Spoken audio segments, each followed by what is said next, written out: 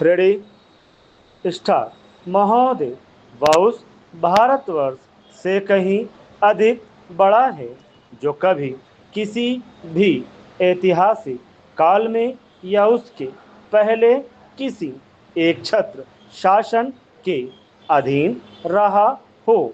आप जानते हैं कि भारतवर्ष इतना बड़ा देश है, पर संसार के और बड़े बड़े देशों की सैनिक शक्ति के सामने उसकी शक्ति बहुत कम है।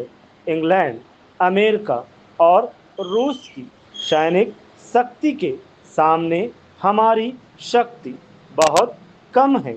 ऐसी स्थिति में हमारे सामने प्रश्न यह है कि क्या हम किसी के सामने झुक जाएं, किसी के साथ मिल जाएं, या अपने को तटस्थ और स्वतंत्र रखें।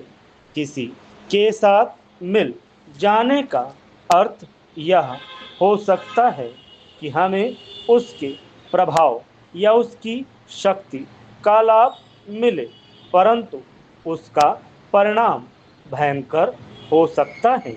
यदि उन पर कभी संकट आया तो हम पर भी आएगा। यदि हम अलग रहते हैं तो हम अपने पैरों पर खड़े होकर अपनी शक्ति से बहुत कुछ कर सकते हैं। हमारे प्रधानमंत्री ने इसी नीति को अपनाया है, और यद्यपि आरंभ में हमारे अपने देश में ही बहुत से लोगों ने इसको नहीं समझा था, पसंद नहीं किया, परंतु आज हम देख रहे हैं कि उसका परिणाम क्या हो रहा है। हमारे प्रधानमंत्री ने इस बात की घोषणा कर दी कि हम किसी भी दूसरे देश के साथ गठबंधन नहीं चाहते, और हम स्वतंत्र रहकर अपना कामकाज अलग चलाएंगे। हमारे बहुतेरे लोगों ने यह समझा कि यदि हम किसी बलशाली देश से मिले तो, और कुछ नहीं तो कम से कम आर्थिक सहायता तो मिलेगी। जो देश यह चाहते हैं कि हम उनके साथ मिले, उन्होंने तो बुरा माना ही। उन्होंने यह नहीं समझा कि हम अपने को अलग रख रहे हैं, ना कि उनके विरोधियों के साथ मिल रहे हैं।